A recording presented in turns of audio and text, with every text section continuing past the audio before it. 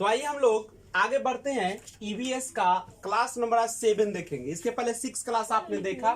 ध्यान दीजिएगा, चैप्टर जो उसका नाम है डायरी कमर सीधी ऊपर चढ़ो। ओके, तो हम लोग शुरुआत करते हैं। आज हम लोग जानेंगे जो पर्वतों पर या माउंट एवरेस्ट पर जो माउंटेनिंग की जाती है, माउंटेनियरिंग, उसके बारे में हम लोग जानकारी लेते हैं। सबसे पहले आपको पता है कि दुनिया का सबसे ऊंचा जो पर्वत है उसका क्या नाम है? हिमालय पर्वत। पर वह कोई एक पर्वत नहीं, बहुत सारे पर्वतों का एक श्रृंखला है, ठीक है, जो कि भारत और नेपाल में पड़ता है, नहीं दोनों में पड़ता है।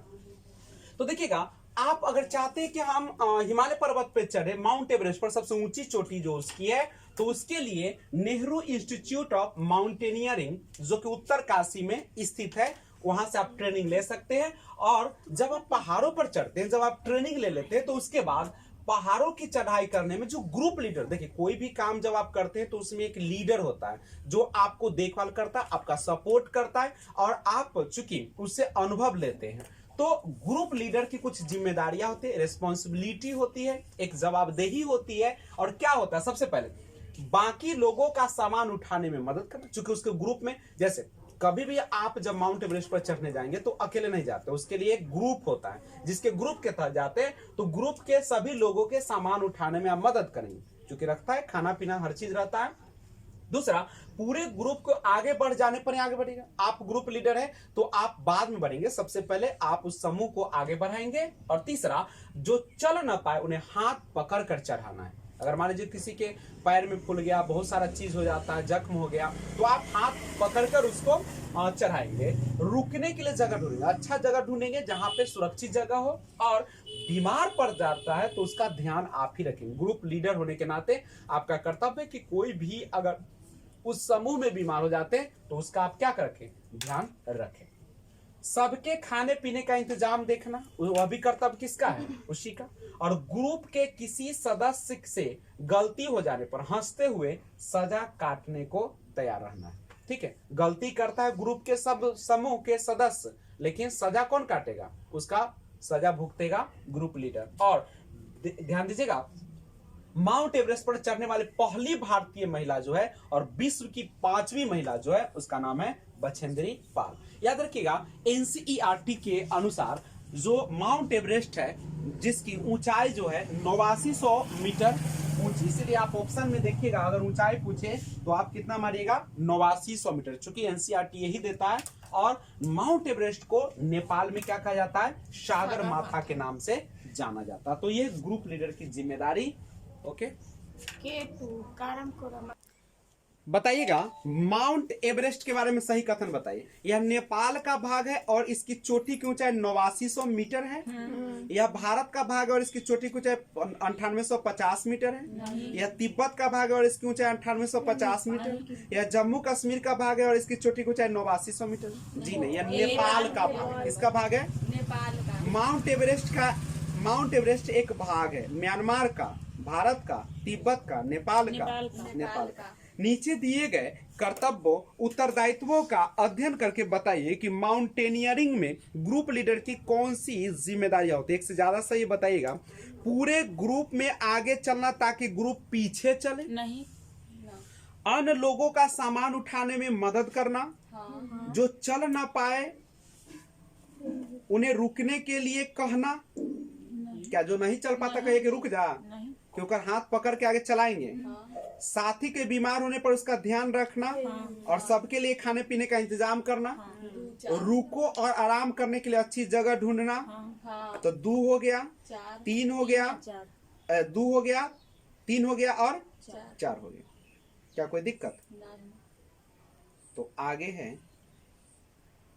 हम लोग बोलती इमारतों पर बात करेंगे आज। बोलती इमारतें, आइए देखते हैं। बोलती इमारतें, देखिए गोलकुंडा, अगर आपको कहा जाए गोलकुंडा कहाँ है तो आप देंगे आंध्र प्रदेश। लेकिन अगर गोलकुंडा का किला अगर आपसे पूछता है, गोलकुंडा फोर्ट, तो आप जवाब देंगे हैदराबाद। कहाँ पे? हैदराबाद। 4 मीनार भी स्थित है कहाँ पे? हैदराबाद। आंध्र प्रदेश की राजधानी हैदराबाद, तो वही तो है। आंध्र प्रदेश की राजधानी कहाँ? हैदराबाद। राज कहेगा तो कहाँ पे होगा? आंध्र प्रदेश। राज में कहाँ आएगा? आंध्र प्रदेश। लेकिन पूछेगा है कहाँ पे तो क्या दीजिएगा? हैदराबाद। गोलकुंडा किले की बाहर की, गोलकुंडा किले की बाहरी दीवारें में 87 बुर्ज। बुर्ज का मतलब क्या होता है? किसी भी चीज का सबसे ऊंचा वाला जो पार्ट होता है उसी को हम लोग क्या बोलते हैं? बुर्ज बोलते हैं। सन 1518 से 1687 तक कुतुब शाही सुल्तानों ने एक के बाद यहाँ शासन किया और 1200 ईस्वी में यह किला मिट्टी का बना था और यहाँ दूसरे राजाओं का राज हुआ करता था। और इस किले में बड़े बड़े टैंक और फव्वारे थे जिनमें हर समय पानी चलता रहता था। और गोलकुंडा ने किले पर तोपों का इस्तेमाल औरंगजेब गोलकुंडा के किले पर तोपों का इस्तेमाल सबसे पहले कौन किया था? औरंगजेब ने किया था। और कांसा जो होता है वह तांबा और टीन का बना होता है, मिश्र धातु है। गोलकुंडा के किले में स्थित फतेह दरवाजे पर खड़े होकर कुछ भी बोलो। अगर फतेह दरवाजे पर आप खड़े होकर कुछ भी बोलेगा तो सीधा कहां सुनाई देता है? राजा के महल में सुनाई देता है। जहां पे राजा बैठा होता है उसको आवाज वहां पे आती है। करेक्ट है। आइए सुनीता विलियम्स के बारे में जानते हैं। ध्यान दीजिएगा, सुनीता ने अंतरिक्ष के बारे में कुछ बातें बताई, उसके बारे में सुनते हैं। सबसे पहले सुनीता विलियम्स ने कही कि अंतरिक्ष के बारे में कैसे जानकारी दी उसके बारे में आपके सामने बताता हूं कि सबसे पहले एक जगह टिक कर तो बैठ ही नहीं सकते। जब आप अंतरिक्ष में जाते हैं तो एक जगह टिक कर आप बैठ नहीं सकते। और यान में एक जगह से दूसरी जगह कैसे जाना है? तैरते हुए जाना है। कितना मजा आता होगा ना, मछली की तरह पैर मारते हुए। और पानी भी एक जगह टिका नहीं रहता है, वह बुलबुलों की तरह इधर उधर उड़ता रहता है नहीं। और हाथ मुंह धोने के लिए हम तैरते हुए बुलबुलों को पकड़कर और कपड़ा गीला करते हैं और हाथ मुंह साफ करते हैं। पहले कपड़ा को क्या करते हैं? बुलबुला को पकड़ कर गीला कर लेते हैं, तब क्या करते हैं? उसे हाथ मुंह धोते कपड़ा से। वहां खाना भी बड़े अजब तरीके से खाना पड़ता है। सबसे ज्यादा मजा तब आता है जब हम सभी उड़ते हुए खाने वाले कमरे में जाते हैं। जब कमरा में जाते हैं खाने वाले में तो वहां पे सब चीज क्या होता है? पैकेट से खूब उड़ित होते हैं। हाँ, जे मन होगा पकड़िए और उड़ते हुए खाने को पैकेटों को पकड़ कर तब खाना पड़ता है। अंतरिक्ष में मुझे कंघी करने की जरूरत नहीं पड़ती क्योंकि बाल हमेशा ही खड़े रहते हैं। अगला, चल न पाना। आप जैसे यहाँ जमीन पर पृथ्वी पर चल पाते हैं, ठीक है, वैसे आप हर समय चल नहीं पाएंगे। वहां पे क्या होगा? तैरते रहना और हर काम अलग तरीके से करना। वहां पे क्या होता है? हर काम को कैसे करना है? अलग तरीके से करना है। और यह सब करने की आदत डालना आसान नहीं था क्योंकि इसका ट्रेनिंग लेना होता है, समझे? पहले ट्रेनिंग लेके जाते हैं और एक जगह टिक कर काम करने के लिए खुद को बेल्ट से बांधना पड़ता है। जैसे अगर हमको कोई काम करना है तो हम लोग यहाँ पे क्या करेंगे? बेल्ट में पर जैसे नैया पानी में जाता है तो नैया को बांध ले रहता है, किनारे में लगाते हैं तो आप बेल्ट में बांध लेते हैं। और कागज को भी ऐसे नहीं छोड़ सकते, उसे भी दीवार से बांध कर रखा जाता है। अगर मान लो कोई कागज है तो अगर बांध के रखे को होता। सुनीता विलियम्स पृथ्वी से 360 किलोमीटर दूर स्पेसशिप में गई थी। स्पेसशिप माने अंतरिक्ष में। और पृथ्वी गुरुत्वाकर्षण बल के कारण सभी वस्तुओं को अपनी ओर खींचते, जिसके कारण कोई भी वस्तु हवा में नहीं उड़ती और पानी के बुलबुले हवा में नहीं उड़ते। पृथ्वी पर कोई वस्तु ऐसा होता है क्या? उड़ता है? नहीं। क्यों नहीं उड़ता है? क्योंकि पृथ्वी अपनी तरफ खींचती है। लेकिन चंद्रमा के ऊपर तो क्या है? वहां पर कोई बल लगता ही नहीं, इसलिए क्या हो जाती है? हमेशा ऊपर भागता है। सुनीता जब 5 साल की थी तो उन्होंने टीवी पर नील आर्मस्ट्रांग को चांद पर उड़ते देखा था, ठीक है, सन 1969 में। नील आर्मस्ट्रांग चांद पर उतरने वाले सबसे पहले व्यक्ति थे, ठीक है। सबसे पहले दुनिया का कौन ऐसा व्यक्ति चांद पर उतरा था? वो था नील आर्मस्ट्रांग 1969 में। ये 5 साल की उस समय थी। और सुनीता गोताखोर बना चाहिए। गोताखोर समझते हैं ना? वही पानी के अंदर तैरने वाली। अब पर बन गई कौन चीज? हेलीकॉप्टर पायलट बन गए। सुनीता ने आगे की पढ़ाई की और आगे चलकर अंतरिक्ष में सबसे लंबे समय तक रहने वाली पहली महिला बन गई। पूछता है कि सबसे लंबे समय तक अंतरिक्ष में रहने वाली महिला कौन बनी? सुनीता विलियम्स। अब क्वेश्चन है आपसे, कांसा के बारे में बताना है आपको। कांसा यह एल्युमिनियम, आयरन और कॉपर जैसा ही एक तत्व है। उसे भट्टी में कॉपर और टीन को पिघलाकर बनाया जाता है, यानी तांबा और टीन को पिघलाकर बनाया जाता है कांसा, ठीक है। आदिवासी लोग ब्रॉन्ज का उपयोग हजारों वर्षों से कर रहे हैं। ब्रॉन्ज उसी को बोलते हैं, कांसा को। क्या कर रहे हैं कि नहीं कर रहे हैं? कर रहे हैं। ब्रॉन्ज की बनी वस्तु एल्युमिनियम की बनी वस्तु की तुलना में हल्की परंतु अधिक मजबूत होती है। ऐसी बातें नहीं है। अच्छा, कांसे के बारे में, कांसा का अगर पूछा जाएगा तो एक ही जवाब है कि कांसा जो होते हैं वह तांबा और टीन से मिलकर बना होता है। क्या कोई दिक्कत? अब हम लोग एक सुनीता अंतरिक्ष में बात करते हैं। टूटता तारा उल्का है, क्या है बताइए? उल्का क्या है? टूटता तारा एक समान गति से चलने वाला तारा, क्या एक समान गति से चलते रहता है? क्या एक चमकता पिंड जो वायुमंडल में एक समान गति से चलता है? क्या एक तारा जिसके सिर पर पूंछ होती है? उल्काब जो पृथ्वी के वायुमंडल में प्रवेश करते ही आग पकड़ लेता है, अपने रास्ते से भटक जाता है, जिसके कारण टूट जाता है और यहाँ वायुमंडल में आने के बाद क्या हो जाता है? उसको आग पकड़ लेता है ना। अब एक बात समझिएगा, हम लोग आगे बात करेंगे कुछ। सबसे पहले एक बात कर दूं, अहमदाबाद से लगभग 18 किलोमीटर दूर जमीन के अंदर तेल कहां पर है और उसका अंदाजा वैज्ञानिक खास तरीकों और मशीनों से लगाते हैं, निकाला गया। कच्चा तेल गहरे रंग का गाढ़ा बदबूदार होता है।